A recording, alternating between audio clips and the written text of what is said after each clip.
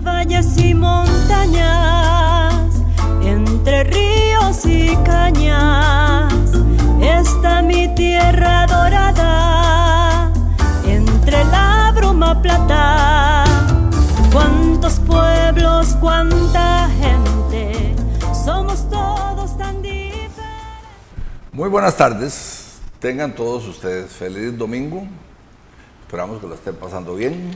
Ya hace un ratito vieron las fotos de la semana y estamos seguros de que las han disfrutado. Así que aquí traemos el postre. Esperamos que este sea el postre que muchos esperan. Hoy vamos a traer el capítulo 18. Y vamos a denominarlo, para decir el nombre desde el principio, Historia de la Educación Ramonense. Así que ese es el tema que vamos a tratar hoy, don Jorge. Buenas tardes a todos, bienvenidos nuevamente. Gracias, Paul. Aquí estamos una vez más tratando de llevarles otro tema del interés de todos. Como siempre, necesitamos agradecer a nuestro productor y editor Carlos Gamboa, quien nos ayuda con estos menesteres. El tema de la educación es amplio, ¿verdad? En la historia. Muy amplio. Y es que no solo se trata de la educación, Jorge. Vamos a ver, nosotros tenemos que tener una visión clara si queremos entender ese San Ramón que semana a semana describimos aquí, ¿verdad? En cada una de sus facetas. Tenemos que verlo como algo integral, como algo grande, ¿verdad? Que tiene un montón de caras o de aristas. De aristas, como quiera decirle cada uno. Se habla de que San Ramón es un pueblo con una afección o un amor por la cultura y que la gente comenta, qué raro, ¿cómo es que los ramoneses llegan a eso? Yo he tenido esa experiencia mucho tiempo con gente con la que me dice amiga, que vinieron a San Ramón como director del Museo Regional, como director o directora del Centro Cultural Histórico José Figueres, y esa gente viene y si son ramonenses y al tiempo están no solo maravillados sino enamorados. Dicen, es que aquí lo que se haga pega. Todo el mundo viene, hay un acto cultural y vienen, hay una exposición y vienen. Bueno, es que esa integralidad del ser ramonense, que la vemos como identidad cultural, tiene varias fuentes. Y yo diría que la fuente más importante es la educación, porque de la educación se deriva cualquier faceta de crecimiento en el ser humano. Ok, vamos a ver. Recuerdo de tus cursos de historia para los ciudadanos de tercera edad a través del programa de la Universidad de Costa Rica, que alguna vez hablamos en uno de tus cursos, o más bien vos nos explicabas algo que diste por denominar la explosión mágica de la cultura ramonense. Eso nos llevaba a los tiempos de Julián Bolio. Pero mi pregunta es, ¿arranca ahí el asunto de la educación? No. ¿Es más atrás? Es más atrás, evidentemente. Yo creo que nadie puede inventar la educación en un pueblo.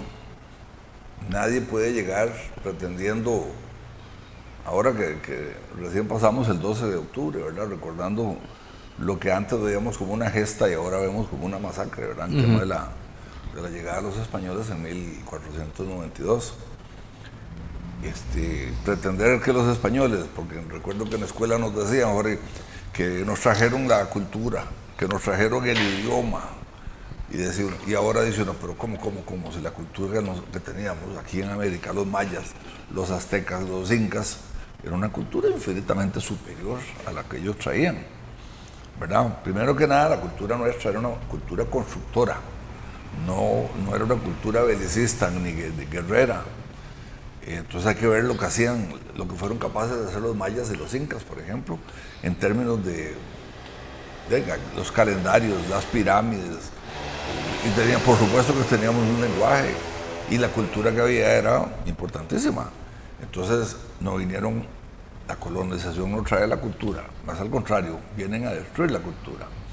Y en el caso nuestro, que el caso de San Ramón, don Julián vino en San Ramón en 1874 exiliado, como ya hemos mencionado acá, pero había estado antes porque él tenía tierras acá desde 1856, tenemos los registros de adquisición de tierras de don Julián. Y entonces él ya conocía un tanto, un poco, bastante, no sé cuánto, el desarrollo que había tenido San Ramón en cultura, y se dio cuenta del 56 al 74 cuánto había avanzado. Pero es que la cultura ramonense se remonta antes de la fundación del poblado. ¿Qué tan antes, Paul? Bueno, yo creo que es tan antes como la gente toma la conciencia de que ya es hora de organizarse, de tener una organización social y dejar de ser un grupo de campesinos dispersos que están ganándose la vida en diferentes partes de la montaña. Y entonces empieza el tema de la formación del poblado, que como también lo hemos dicho acá, empieza en 1842 con la primera carta, ¿verdad?, que se le envía al jefe de Estado pidiéndole permiso. Y entonces cuando ya vemos el tema de don Félix Fernández, ¿verdad? Don Félix Fernández. Sí, en 1843. Don Félix Fernández, como reza la placa, bien puesta ahí, que dejó don Roger Salas García, en la entrada de la dirección de la escuela Jorge Washington. Yo conocí esa placa hace más de 60 años. Y ahí está, y sigue diciendo la verdad, dice Félix Fernández, primer maestro de San Ramón, 1843. Porque en ese año fundamos nuestra primera escuela, patrocinada por los vecinos que pagaban a don Félix con tocino, con gallinas, con huevos, con leche. En especie. En especie. Don Félix no tenía que andar persiguiendo al pagador, como se hacía pues, muchos años el giro, después, ¿verdad?, a recoger el giro. Ni tampoco le depositaban en el cajero automático, sino que le llegaban los chiquitos con el paquete directamente a la escuela. Bueno. Así era. Y don Félix, ¿qué sabemos de don Félix? Don Félix era una persona, yo no conozco el origen de él, de dónde vino, pero primero, Jorge, 1843, un año antes de la formación del poblado. Sí, eso estaba pensando. Sí, ya los ramonenses teníamos escuelita con 28 alumnos. Es un número muy grande. Es grande, primero que nada. Se dice que don Félix era un hombre que trabajaba, que era un hombre descalzo y que trabajaba con la regla en la mano. Acordate que en aquellos tiempos el maestro decía que la letra con sangre entra, entonces el reglazo era parte del método de enseñanza. La vieja escuela. Y entonces ese era don Félix daba una enseñanza básica, muy simpático, como no había ministerio, todavía educación, ni nada por el estilo. Don Félix, aparece un informe de él en diciembre de 1843 dirigido directamente al Congreso. Al Congreso. Donde le daba un informe de labores. Pero de su haber, nada porque se lo hubieran pedido ni nada. Como si el Congreso le pagara. Entonces, él le manda un informe donde le dice que dentro de las lecciones que él da catecismo, catón, da enseñanza, lectura, básicamente don Félix lo que hace es enseñar a la gente a leer y a escribir. Cartilla también. Cartilla, por supuesto. Esa era una de las materias. Interesantísimo, simpático el hecho y muy importante históricamente. Porque resulta que, contextualicemos, es que 28 estudiantes en medio de la montaña. Yo me lo imagino. En un momento en Costa Rica el analfabetismo era como una capa que cubría todo el territorio nacional, porque el 98% de la población era analfabeta. Solo había 4 escuelas, las 4 provincias principales o poblamientos principales, que era Cartago, San José de Heredia y Alajuela, y en total si acaso reunían 200 estudiantes. Entonces, ya tener 28 en San Ramón era una cantidad muy sensible, y más en las condiciones en que se estaba haciendo. Entonces, ese arranque de la educación ramonense, para contestar tu pregunta, ¿verdad?, yo diría que con don Félix empezamos. Él es la semilla. La semilla, el germen, el inicio. Él es el punto cero. La piedra angular. Como decían en la pasada epidemia del COVID, el paciente cero, don Félix era el maestro. Ok, interesante, vamos a tener que escudriñar la vida de don Félix, a ver qué podemos averiguar más. Es importantísimo buscar de don Félix Fernández. Bueno. ¿Sabemos el segundo apellido? No, pero es fácil averiguarlo. Ok. Sí, es sencillo. Yo creo que entramos a los registros parroquiales de la época en San Ramón y vamos a encontrar a don Félix. Pero él era, al igual que el resto, uno de los primeros inmigrantes que se... Era uno más de los pioneros que estaban por aquí. Pues seguramente salía de la escuela y tenía que ir a volar pala a la milpa o al frijolar. Pero, porque el que no hacía eso no comía. Bueno, don Félix tenía la ventaja de el salario era en especies, entonces le pagaban todos los días. Tenía la comida asegurada. Sí, es importante e interesante, yo creo, dar a conocer más datos de don Félix, de dónde vino, qué sabía, ¿verdad? Pero sí sabemos eso, que fue el primer maestro ramonense Y lo hacía bien. Bueno, Lo hacía bien, ¿verdad? enhorabuena por don Félix.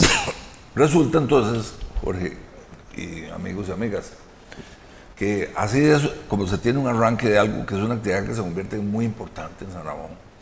Vámonos a 120, 130 años después. Yo voy a poner mi experiencia.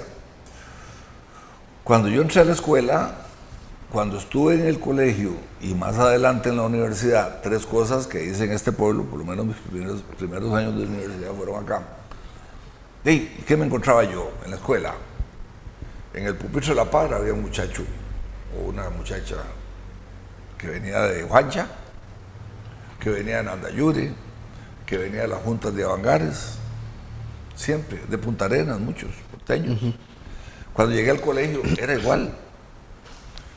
Ahora yo sé que esa gente tenía sus raíces también en San Ramón, pero que también había muchos que eran atraídos por la educación que se daba en San Ramón, que desde los primeros años fue una educación que avanzó por un camino donde la excelencia era el norte. Se buscaba la excelencia, ¿verdad? Y todavía arrancamos el siglo XX con don Autilio y con don Federico, esos 2 grandes apóstoles de la educación, y lo que tenían era excelencia, ante todo, ¿verdad? Entonces, de la semillita a eso, ¿qué pasó en esos 130? Me imagino que en el 19 todavía hay algunos detalles atinentes al tema. Por Después supuesto. de don Félix. Ah, sí, claro.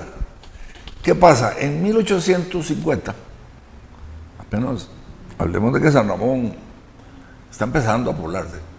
Y es que hay que dejarlo claro. Nosotros hemos establecido, y aquí lo hemos dicho muchas veces, el 19 de enero de 1844, la fecha de la fundación.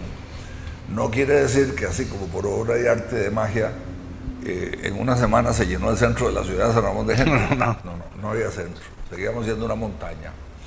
Duramos varios años, después del 44, 2 o 3 años, esperando que viniera la comisión que venía a medir la legua. Duramos cerca de 4 años esperando que viniera la comisión que venía a decir dónde iba a ser el cuadrante y a medirlo. La gente seguía viviendo en las montañas, en el 46, en el 47, en el 48. Entonces tampoco fue fácil. Porque el decreto de fundación decía que la gente que viniera en los 5 siguientes años tendría derecho a tierra en la legua y también a tierra para poblamiento en el futuro cuadrante.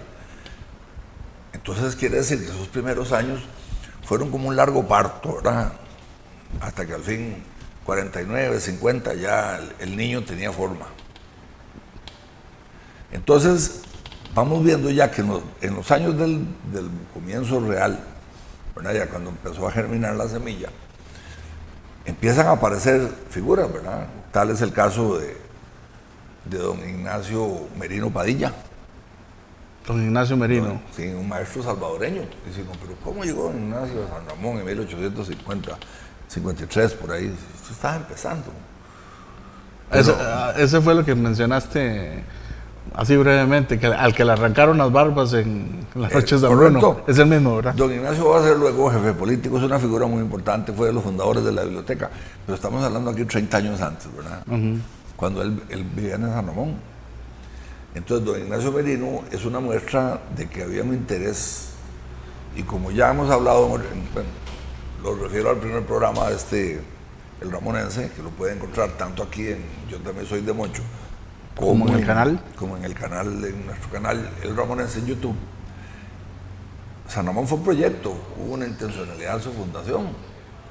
Entonces yo no creo que esa intencionalidad haya parado en lo que decía el decreto, que era fijar las condiciones geopolíticas. Me parece que cuando se crea un niño, ahora que puse ese ejemplo, pues al niño hay que darle de comer también y hay que estimularlo. No es solamente ponerlo ahí para que se la juegue. Entonces me parece que el tema de la educación de alguna manera tiene que haber sido estimulado, ¿verdad? Y eso me da una razón de por qué empiezan a aparecer figuras como las que empiezan a aparecer en la década del 50 del siglo XIX. Empiezan a llegar gente muy, muy significativa. ¿Cómo llegó don Frutos Mora aquí? Caramba, es que don Frutos Mora, mártir en la costura de Punta Arenas, en la revolución, que también tuvo como víctima a don Juanito Mora. Don Frutos llegó aquí en el 53. ¿Quién era don Frutos? Que no era un ciudadano cualquiera, era hijo de nada menos que de don Juan Mora. Don Juan Mora, nuestro primer jefe de Estado, el hombre que tomó a Costa Rica desde la independencia y la llevó por el camino de la paz y la conciliación en años dificilísimos, ¿verdad? Fue jefe de Estado cerca de 7, 8 años. Mora Fernández, ¿verdad? Juan Mora Fernández. Ahí está la estatua frente al Teatro Nacional. Entonces, don Frutos era una figura importante y lo demostró con creces. Cuando vino la revolución para restituir a Mora en el poder, que fracasó, ¿verdad? Uno de los dirigentes de la revolución fue un chileno que se llamaba Ignacio Arancibia, cuyo nombre lleva un poblado me parece que es de Miramar, ¿verdad? Arancibia vivía en San Rafael de San Ramón, era un militar chileno. ¿Por qué vivía aquí? Entonces había una serie de figuras que se han trasladado a San Ramón. El francés de Lecher, que fue el primero de los barcos. De los barcos que exportaba café, que se subía con un binocular o un catalejo, como le dicen. A vigilar sus intereses. Se subía ahí a los cerros de Berlín a ver cuando llegaban sus barcos a Caldera. Ok. Entonces toda esa gente estaba aquí empezando el poblado. ¿Por qué? Para mí eso es parte del plan, ¿verdad? No quiero aparecer aquí con una teoría conspirativa o algo así, pero sí había un plan, definitivamente. El pueblo empieza a avanzar. Hacia 1853 ya viene un decreto que le confiere a San Ramón la potestad de constituir lo que se llamó el Consejo de Propios. Cambiamos de poblamiento a pueblo. Más bien siempre dentro de nuestra categoría de pueblo. De pueblo. ¿Verdad? Eso nos da el Consejo de Propios. De pueblo nos da la potestad de contar con un Consejo de Propios. Eso lo hacíamos bajo la égida o bajo la protección de la Municipalidad de Alajuela, que era... La gobernación. La Municipalidad y la Gobernación de Alajuela, que eran las autoridades a las que estábamos sujetos. El Consejo de Propios fue una municipalidad incipiente y no estaba formada por 5 regidores, sino por una figura parecida pero diferente, que eran alcaldes constitucionales. Recuerdo haber leído de eso, sí. Eran 5, tenían diferentes funciones, pero juntos formaban el Consejo de Propios. No, de paz, creo que había. Había uno que era juez de paz. Juez de paz. Había un alcalde constitucional que era el alcalde como un juez, que era el que ponía la ley. Los asuntos, los litigios. Había otro alcalde que cumplía funciones como más municipales. Es decir, todos tenían diferentes funciones y juntos era la municipalidad o el consejo que gobernaba el poblado. ¿Y el jefe político? Bueno, esa era su función principal. Nombrar un jefe político, que el primero fue don Daniel Castillo, ¿verdad? Daniel Castillo. Sí, yo no sé qué origen tiene don Daniel, es una figura también... A investigar. Voy a apuntarlo. Y don Daniel Castillo es efímero, ¿verdad? Muy corta su labor política, porque recién iniciado lo nombran, a los días pide un permiso para ir a pasear a Atenas, ¿verdad? Y se va para Atenas un fin de semana y allá se murió. Fue muy violenta la cosa, un infarto, qué sé yo. Y entonces el primer jefe de Estado tiene ese mérito histórico, pero también fue muy cortito su mandato. Bueno, entonces, ya con ese Consejo de Propios viene algo muy importante, y es que el gobierno le confiere a San Ramón lo que ahora podríamos llamar una partida específica. 1,000 pesillos, ¿sí? De la época. Era mucha plata. Sí, claro. Le decía, tomen estos 1,000 pesos. Con estos 1,000 pesos, ustedes van a arrancar. ¿Tenían presupuesto? Era un presupuesto, sí, pero no podían gastar los 1,000 pesos, o no los debían gastar, sino úselos. Entonces el Consejo Propio se convirtió en una financiera, hasta podemos llamar una garrotera popularmente. ¿Y qué financiaban? Estaba al 2% anual. Y ese interés lo invertía. Pero ¿a quién le prestaba? Lo que el Banco Nacional hizo 140 años después de crear las juntas de ahorro de crédito rural. El campesino entraba ahí porque quería sembrar raíz de chayote en Alto Villegas, que salía con 10,000 pesos en la bolsa, y lo que dejaba ahí en el banco era un bigote, un pelo del bigote, ¿verdad? De garantía. Así funcionaba el Consejo de Propios. Le prestaban a un campesino para que sembrara, al otro que necesitaba comprar una yunta de bueyes, al que necesitaba comprar herramientas, qué sé yo. Y con esos dineros, con los réditos que daban, se empezó a nombrar los maestros. Entonces ya empezamos a ver menciones de que en el año tal persona era maestro en San Isidro. Ahí se habla de doña Amanda Moncada años después, por supuesto, y de su esposo José Ascensión Amanda Gamboa, perdón, que ella y su marido José Ascensión Moncada Cepeda, nicaragüense. O sea, sí, el mismo de la Unión era. Exactamente, es una figura que va a tener muchísima importancia en San Ramón hasta su muerte temprana en 1899. Pero ya esos eran los maestros que estaban en San Isidro. Y entonces se habla de que tal otro fue nombrado maestro en San Juan. Y es que hay que tener presente esto, fue muy importante. ¿Quién nombraba a los maestros? El Consejo de Propios. ¿Quién nombraba a los maestros en Costa Rica y específicamente en San Ramón? Cuando se estableció la municipalidad, la misma municipalidad. Eso era un tema local. Y si nosotros logramos la excelencia en la educación, lo hicimos desde nuestra perspectiva de desarrollo, cuáles eran nuestras necesidades educativas. Por supuesto que se tomaba en cuenta a la gente que sabía. Bueno, ¿y a estos maestros les pagaban? Con intereses. Con intereses. Claro, el municipio, el Consejo de Propios, ya se va desarrollando en otras actividades. Ya inventarán las patentes y seguramente pagan derechos, la ronda de caminos y otras cosas que se empiezan a operacionalizar, no solo a nivel local, sino a nivel nacional, y ya ya tiene mayor capacidad económica para irse, ¿verdad?, hacia... Mira, yo recuerdo que vos contabas de una maestra, posiblemente fue después de don Félix, obviamente, que también mientras cuidaba a los niños, a sus propios niños, ella en su casa tenía una pequeña escuelita. ¿Cómo no? La primera maestra, doña Joaquina Rodríguez Solórzano. ¿Algo que ver con don Ramón? Hermanita. Doña Joaquina Rodríguez Solórzano forma parte del éxodo de la familia Rodríguez Solórzano a San Ramón, en donde no solo llegan los padres de esta familia, sino llegan Ramón y 5 hermanas, cada una con su núcleo familiar, ¿verdad? Una Rodríguez. Un montón de Rodríguez. Así empezó la historia. Por eso es que San Ramón se llama Ramón, y por muchas cosas que se lograron desde ese consenso de la mayoría que manejaba esa familia, muy influyente. Entonces, doña Joaquina era la hermana mayor de Ramón. Ramón en realidad era un muchacho cuando llegó aquí, cuando era el líder de los pioneros. Ramón nació en Alajuela en 1818 y doña Joaquina había nacido en 1812, ¿verdad? Era mayor que él. Doña Joaquina se casó con un señor que se llamó Ramón Gamboa. Y esta es la cuna además la cepa de los Gamboa en San Ramón, que son millones, empezando por nuestro querido productor, Carlos Gamboa. Todos son parientes y todos son la misma familia. Don Ramón Gamboa resulta que muere en Alajuela en 1843 y deja sola a doña Quina, como se le conocía. A esta señora. Ajá, su esposa Joaquina Rodríguez Solórzano. Entonces Ramón posiblemente la convence, mira, el tipo de San Ramón.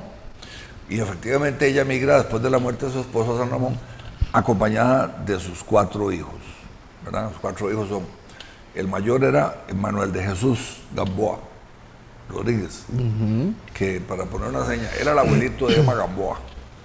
Oiga, esa es como que dice la raíz del cacho, esa es, de toda esa gente. De ese lado. Chepe Gamboa, el del Hilo de Oro, también. Alvarado. Él habla mucho de su abuelo. Entonces del mismo del liceo. El liceo viene de la otra rama, que es la más grande, que es la rama de Procopio Gamboa. Ya. Don Procopio es el segundo hijo de Ñaquina y de Ramón. Y de ahí viene don Eliseo Gamboa, viene toda la mayoría de los Gamboa que conocemos, sí. Luego está un tercer hijo que se llama Diego Gamboa, que es el famoso que fue flechado cuando hicieron su incursión al norte durante el... Sí, ya recuerdo. El periplo hacia la frontera, el río San Juan en el 56. En la lucha contra los... Por los Batuzos. Ese es Diego Gamboa. Que Diego Gamboa, su hijo Pedro, perdón, me estoy enredando. Su hija se casa con Pedro Carvajal, y de ahí viene toda esta mezcla de Carboa Carvajal, que hay en San Ramón, que son muchísimos, ¿verdad? doña Lida en la librería, todos estos Gamboa, Marta Elida Castro, uno les pregunta, esa es su familia. Y la última rama era una mujer que se llamaba Ana María Gamboa Rodríguez.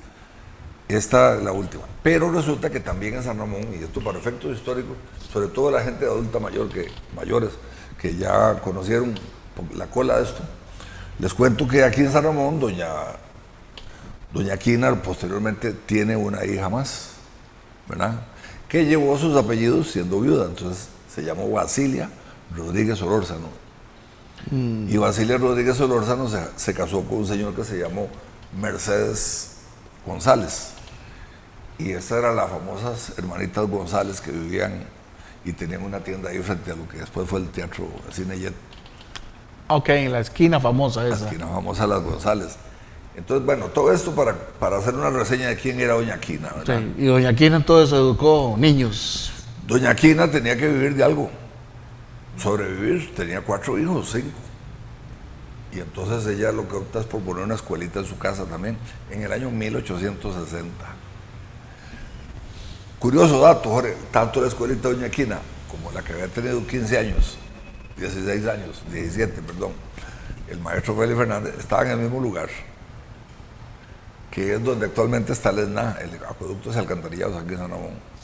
¿Vos naciste ahí? También ahí nací yo, pero yo creo que fueron cosas separadas, ¿verdad? Sí, pero algo debe tener cósmico ese sitio. Sí, tiene algo, no, porque esa casa tuvo cosas muy importantes. En la casa cural que albergó a Monseñor Solís después del terremoto, cuando la iglesia parroquial se trasladó a la iglesia de San José, ahí vivía el juez, ahí vivía el cura párroco. Esa casa tú. Solo por curiosidad, ¿existe alguna fotografía de esa casa? Muchas. Sí hay. Sí, claro. Sería bonito ver una. Es que cuando nosotros vivimos ahí, que fue cuando yo nací en el año 53, era una sola casa, con el estilo español, con un jardín grande al centro. Interno. Nos vamos largo, Iván, porque No, está complicado. Sí, gracias, Carlos. Es que nuestro productor nos está diciendo que faltan 5 minutos. Y no es cierto. Es que el tema da para mucho. Sí. Y no hemos salido del siglo XIX. Sí, no hemos salido. Bueno, vamos a acelerar un poquito. Doña Quina pone ahí su escuelita y estamos todavía en la línea de ese crecimiento con un esfuerzo desde la pura comunidad. ¿A cómo le pagaban? Igual, que al maestro le pagaban exactamente igual que al maestro. En especie. En especie. Ok. Luego ya se empieza a desarrollar la educación, ya hay maestros pagados por la municipalidad y entonces la educación empieza con una línea en crecimiento y vamos llegando hacia la llegada de don Julián Bolio, que también hay un precedente, que es que en 1870 el padre Joaquín Arcillo escribe el Testamento de Judas, entonces ya nosotros estamos entrando en una época en que la literatura es parte de las manifestaciones culturales del pueblo ramonense, ¿verdad? Y entonces cuando don Julián viene se encuentra con que ya se escribió el libro, porque los ramoneses están llenos de inquietudes, con que hay escuelas, y empieza esa explosión mágica que vos mencionabas de la cultura ramonense, porque don Julián es un hombre que viene con muchas ideas. Dicen los historiadores que don Julián traía, cuando vino exiliado a San Ramón, 800,000 pesos. Es un montón de plata. Es como todo lo que había. Y se fue en un 5, según dice. Invirtió en todo. Vos me contabas ahora, antes de empezar el programa, que fue el primer apicultor. Bueno, digámoslo que posiblemente uno de los primeros. No me extrañaría.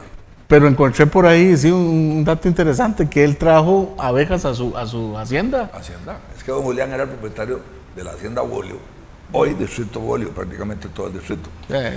También ahí desarrolló variedades de café. Él fue el que empezó el cultivo del café como algo masivo ya, ¿verdad? Extensivo. Y don Julián desarrolló un cafeto que había encontrado un señor que se llamaba Rosa Hernández allá en 1866 en las márgenes del río San Lorenzo. Ahí lo encontró cimarrón, como decimos nosotros, ¿verdad? Que era un cafeto que luego se conoció como el café San Ramón. Era un grano inmenso. Un café silvestre, totalmente. Sí, pero un grano grande, parece un jocote. Bueno, y don Julián lo desarrolló. Su hacienda cafetalera fue célebre. Entonces don Julián fue precursor del cafetal aquí también. Igual tuvo una mueblería en Bolívar, en su hacienda. Qué bueno, para ver, era un hombre de muchas artes, porque Sabía de todo. sabía de todo. Y lo sabía por experiencia y por conocimiento. Entonces, con don Julián aprendimos muchas cosas. Y no es de extrañar que don Julián viene y se encuentra la coyuntura de que el presidente municipal es Juan Vicente Acosta. Y con él emprenden la aventura Su socio natural. de esa explosión cultural que es como una alfombra mágica volando. Y los dos con una varita mágica haciendo así, ¿verdad? Y comienzan a producir cosas. Academia de Jurisprudencia. Eso es importantísimo entre la educación. Leí que también una academia de artes, aunque necesito refinar ese dato. Sí, no me extrañaría. Además de eso, el colegio Horacio Mann, la biblioteca pública, el periódico Ramonense. El Ramonense. Todo eso surge en la conjunción de esos dos. Pero resulta que en 1877, en medio de la explosión, don Juan Vicente es nombrado como el primer presidente municipal de San Ramón, porque ahora sí tenemos una municipalidad. Y uno de los primeros proyectos que emprende con don Julián es la construcción de una escuela. Pues ya una escuela de verdad. Ya no el ranchito, ya no el techito, el cobertizo, no. Fue una escuela grande, que ahí la van a ver, ustedes ahora la están viendo, como parte del material que presentamos, que es un edificio bellísimo, que don Julián Bolio se hizo cargo de la construcción como contratista. Él la construyó. Él la construyó, él cobró una suma que podemos agregarla ahí también al final. Un maestro también no, en el calicanto y qué, madera. Claro, era de calicanto. Calicanto. Y posiblemente así madera el piso. Yo no recuerdo el monto, pero se lo vamos a poner ahí a los amigos para que lo vean al pie. ¿Cuánto costó esa escuela? Ahí está el dato, en algún lado. Sí, yo lo tengo. Mi abuelito me dejó unos apuntes muy importantes. Bueno, eso vamos a colocarlo. La escuela se inauguró el 15 de septiembre de 1880. Era una escuela grande, tenía ya biblioteca, posiblemente consecuencia de la otra biblioteca. Por supuesto. 1880. 44 años duró. Sí, ¿Verdad que sí? sí, correcto. La escuela se construyó y el terremoto del 24 la dejó en el suelo, literalmente. Y la destruyó. Total, y eso fue algo muy doloroso. Esta albergaba tanto niños como niñas. Como lo dice su nombre, Escuela Central de Niñas y Varones. Ok. Había un pasillo al centro, una entrada con un pasillo largo que desembocaba en la biblioteca y supongo que las direcciones, y a un lado todos los pabellones, niñas a un lado, niños del otro. Y así funcionó esa escuela, que fue una maravilla, ¿verdad? Porque con don Julián venían educadores de lujo, las hermanitas Gutiérrez, gente que de verdad, el señor Jaén y otras figuras que vinieron a engrandecer la educación ramonense ya de cuna. Mira, posiblemente, yo te mencioné el otro día el caso de una maestra francesa, que yo sé de hecho que estuvo aquí, pero yo la conecto con la posible gente que se vino con Julián Bolio. Una mujer de apellido, Esther de Vaison. Ese es el nombre. Ese es el nombre. Hay otros nombres de otras personas que fueron también nominadas, ayudantes o personas que fueron maestros o por lo menos asistentes. Okay. Bueno, Jorge, como ya nos llamó la atención nuestro productor, ¿verdad? No vamos a alargarlo mucho, pero sí vamos a decirle lo que hay que decir. ¿Cómo evoluciona la educación ramonense? Bueno, miren, en esa década de Julián Bolio, la explosión mágica, estamos hablando, ya dijimos, la academia, el colegio Horacio Mann, la construcción de la escuela, el periódico El Ramonense, la biblioteca pública.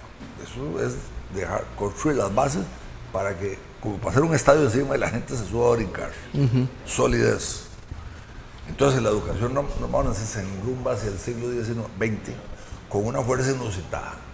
Esa educación donde ya el ramonense se va a estudiar a Cartago, que eran las posibilidades de la época. El mismo colegio San Luis Gonzaga, ya en los 80s, ahí va a estudiar don Nautilio Costa, ahí va don Federico Salas.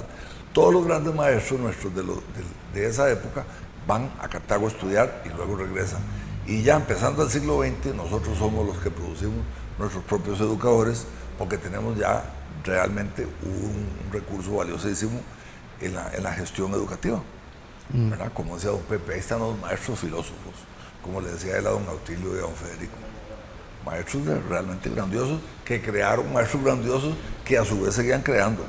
Y ya así en 1927 ya se institucionalizó hubo un proceso que venía desde muchos años atrás, que era que la educación llegaba hasta 4º grado, pero el que quería ser maestro hacía 5º y 6º y salía como maestro complementario. Entonces, escuela complementaria. Ya lo nombraba maestro en Venecia, San Carlos, en un lugar remoto, a los 15 años, ¿verdad?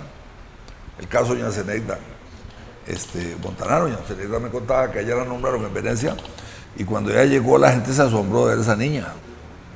Y lo primero que hicieron fue construirle un tabanco bien en alto para que durmiera porque el tigre rondaba, protegiéndola del tigre. Entonces, enrumbamos hacia el siglo XX ya con una fortaleza muy grande. La historia de la educación ramonense se marca muy fuertemente en 1927, cuando creamos la escuela complementaria y ponemos a don Autilio, uno de los grandes, a manejarla. ¿Dónde se ubicó? Se ubicaba frente al Colegio Patriarca, en la vieja casona que también fue el primer hospital de San Ramón. Bueno, ahí vamos Hay una fotografía de eso, yo la recuerdo. Mostrando. Y resulta que ahí don Autilio empezó la fábrica. Eso era una escuela normal. Creaban maestros. Sí, pero recordemos también que ya en el 14, en el gobierno de Alfredo González Flores, se había establecido la normal de Heredia. Correcto. Entonces ya los maestros que venían de Heredia, y pongo por ejemplo a mi tío Walter Cambronero, a mi tío Guillermo Cambronero, que ya eran maestros normalistas. Entonces esos maestros venían a acelerar el proceso de formación de las siguientes generaciones y la escuela complementaria era el lugar adecuado. Esa escuela la administró don Federico durante muchos años y hacia 1900, porque él se pensiona en el 39, recordemos, al recién fundada la escuela Jorge Washington, que es otro de los hitos de la educación ramonense, porque la escuela se destruye con el terremoto.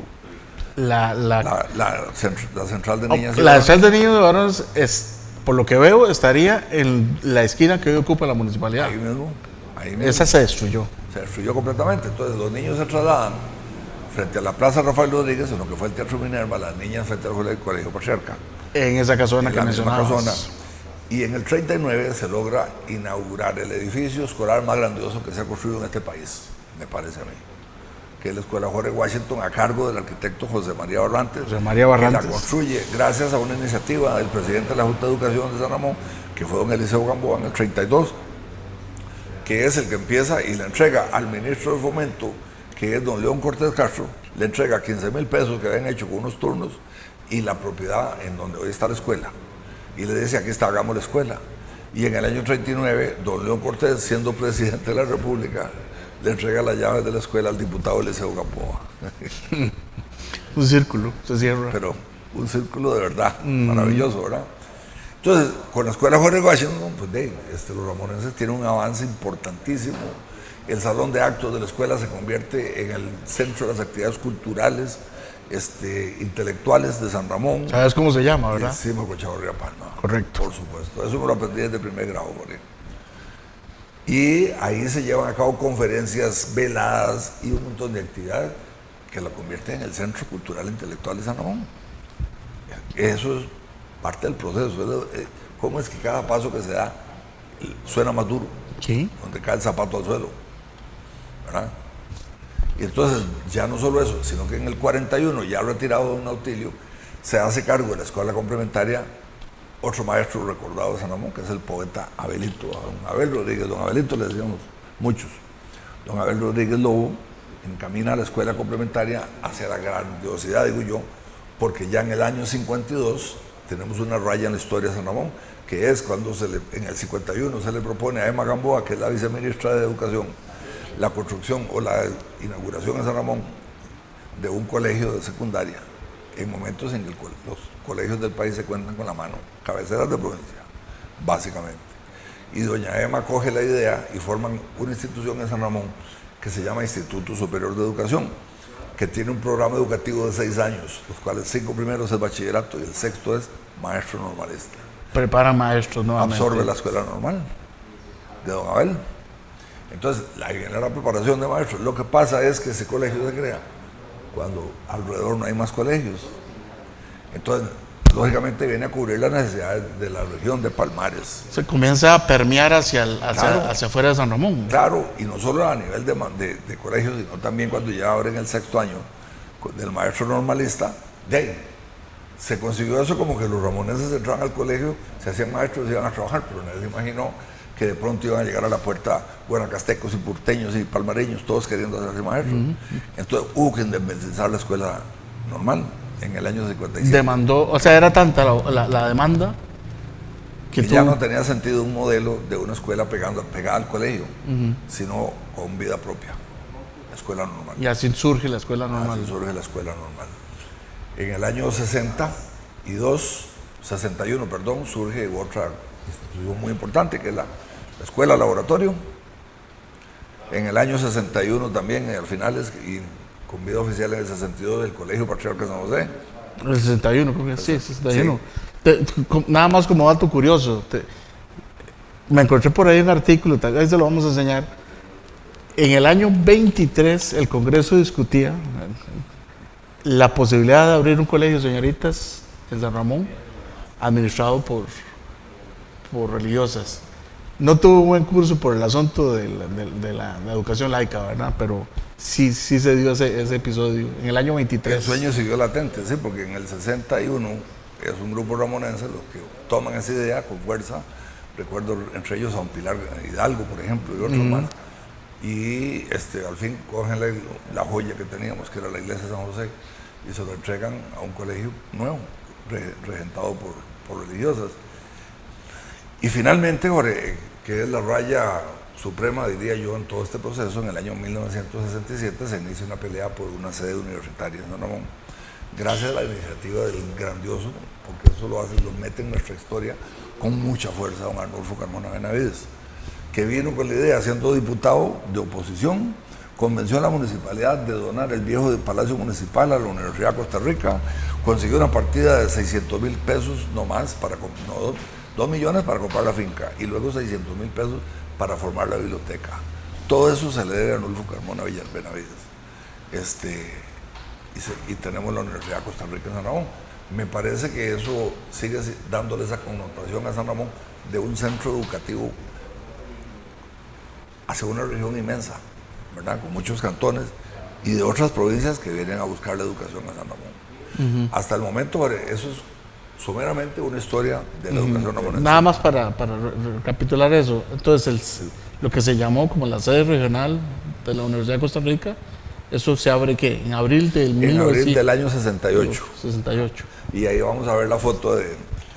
Vamos a que ustedes vean las dos fotos. La del grupo que encabezó esa pelea, una pelea interesantísima, porque el rector era Carlos Monge Alfaro, pero Carlos Monge Alfaro era casado con una ramonense, con Eugenie Rudín Rodríguez, nieta de don Rafael Rodríguez. Y además Carlos Monge Alfaro había estado presente también acá en la gesta charlas, en la revista Surco. En la revista Surco, en las charlas que propiciaban en el salón encima Cochavarría de la escuela. Exactamente, de la escuela doña Bertalía Rodríguez. Y entonces conocía la cultura ramonense y él nomás cuando llegaron. Él estaba muy identificado con cuando los ramonenses llegaron a pedirle, no tenía ninguna duda. No tenía objeción. Sabía exactamente el calibre. Así es. Y él viene a darse el discursito inaugural de la foto que también les vamos a mostrar de don Claudio, del señor rector, perdón. García Monge. No, ya me enredé. Cuando viene a inaugurar la sede regional en abril del 68. Don Rodrigo.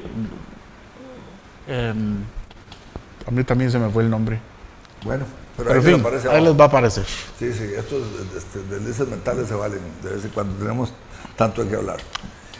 Eso es una relación somera, Jorge. Hay mucho que hablar de eso. Sí, porque hay mucho detalle que se podría expander y hacer más amplio. Sí, podemos hablar de lo que fue la Dirección Regional de Educación de San Ramón, que durante 70, 80, 90 años, desde Grecia, toda esta zona la dirigió. Como el maestro ramonense, creado una escuela normal, hecho ahí, fue el que educó toda la zona sur del país. El Pacífico Central. Todas las zonas de San Carlos, todas las zonas de Guanacaste, Punta Arenas. Y cuando hablo del formado, en la escuela normal también hablo de gente de esa zona que vino a formarse aquí. Claro. Pero esa fábrica de maestros que hicimos en San Ramón permitió la colonización educativa, ¿verdad?, en amplísimas zonas del país. Bueno, con eso no pretendemos agotar el tema, pretendemos crear muchas inquietudes para que ustedes pregunten, investiguen o cuestionen. Sí, sé que hay muchas cosas que se quedaron en el bolsillo. Carlos Monge Alfaro, rector. Carlos Monge Alfaro. Es un pecado que a uno se le olvide ese nombre. Bueno, estaríamos por hoy. Por hoy con el capítulo 18. 18. Así es. Bueno, amigos, Gracias. a ustedes nuestro agradecimiento por permitirnos nuevamente participarles de este conocimiento que es importantísimo para mantener viva la memoria colectiva. la memoria colectiva. Así es. A don Carlos Gamboa, muchas gracias por asistirnos en estas menesteres, como dije al principio. Y de ahí, Paul, despedirnos y nos vemos en 8 días. Nos vemos el próximo domingo.